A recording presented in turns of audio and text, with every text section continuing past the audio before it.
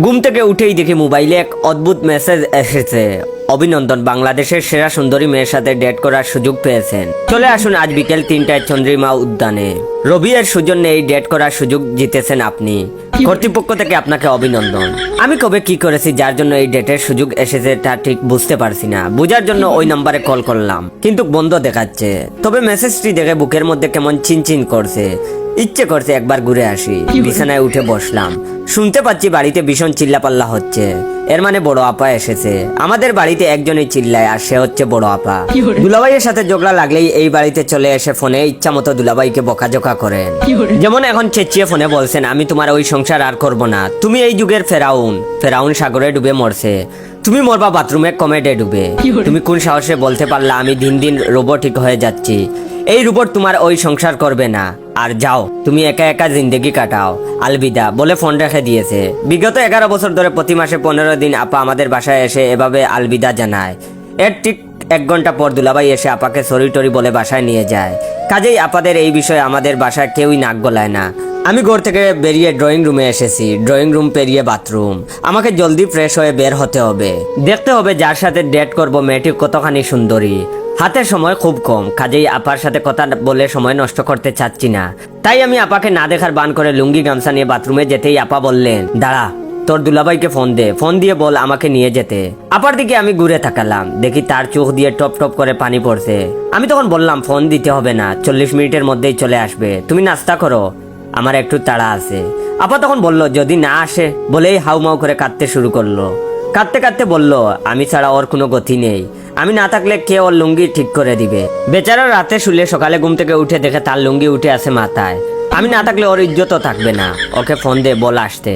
সাবানার মতো এই ডায়লগটা আর শুনতে ইচ্ছে করলো না আমার। কান চেপে সোজা বাথরুমে ঢুকে গেলাম। পাক্কা 30 মিনিট ধরে গোসল করে বেরিয়ে দেখি দুলাভাই চলে এসেছে। আপার মাথায় হাত শুয়ে বলছে, আমার আর এই ভুল হবে না, সরি, চলো বাসায়। কিছুক্ষণ আগে সাবানা সেজে টাকা আপার মুখে দিয়ে বের হচ্ছে এখন অহংকার। তিনি বলছেন, কে আসতে বলছে তোমাকে, চলে যাও। তুমি যতক্ষণ ছিলে না আমি ভালো ছিলাম। আর দুলাভাই নিজের মতো করে মানিয়েই যাচ্ছে। আমার এসব দেখলে চলবে না। আমার হাতে একদমই সময় নেই। বিজয় সারণীর সিগন্যালেই কেটে যায় 1 ঘন্টা। কাজেই অনেকটা সময় হাতে নিয়েই বের হতে হবে। কোন পারফিউম মেখে যাব বুঝতে পারছি না। তাহমিনাকে জিজ্ঞাসা করা যেতে পারে। মেসেঞ্জারে ঢুকতেই দেখি তাহমিনার বেশ কয়েকটা মেসেজ।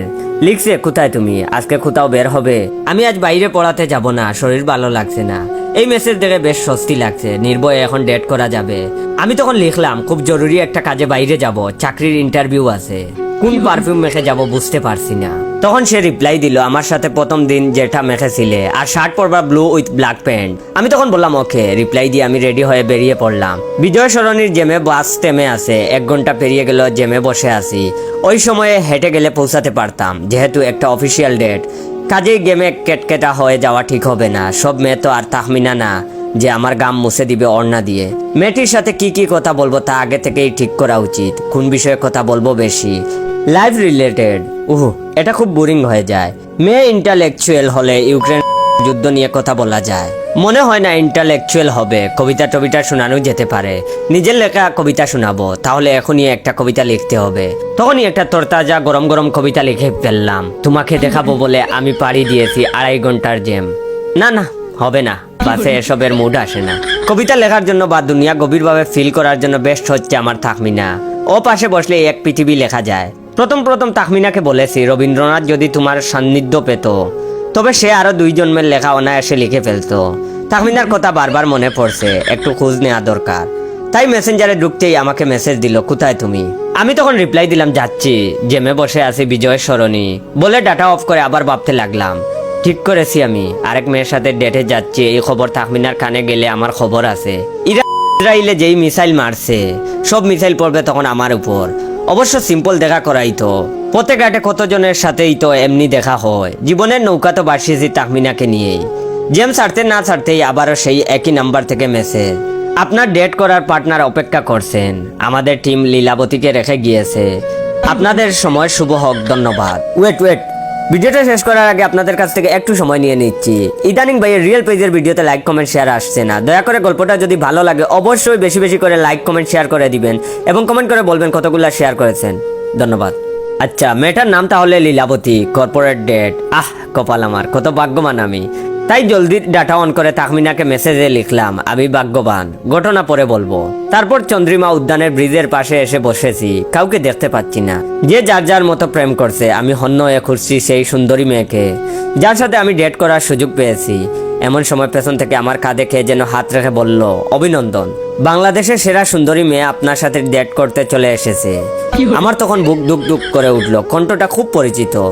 আস্তে আস্তে তখন পেছন ঘুরলাম, যা ভাবলাম তাই, এত দেখি তাহমিনা। তখন আমি মনে মনে বললাম, ধরা পড়ে গেলাম নাকি।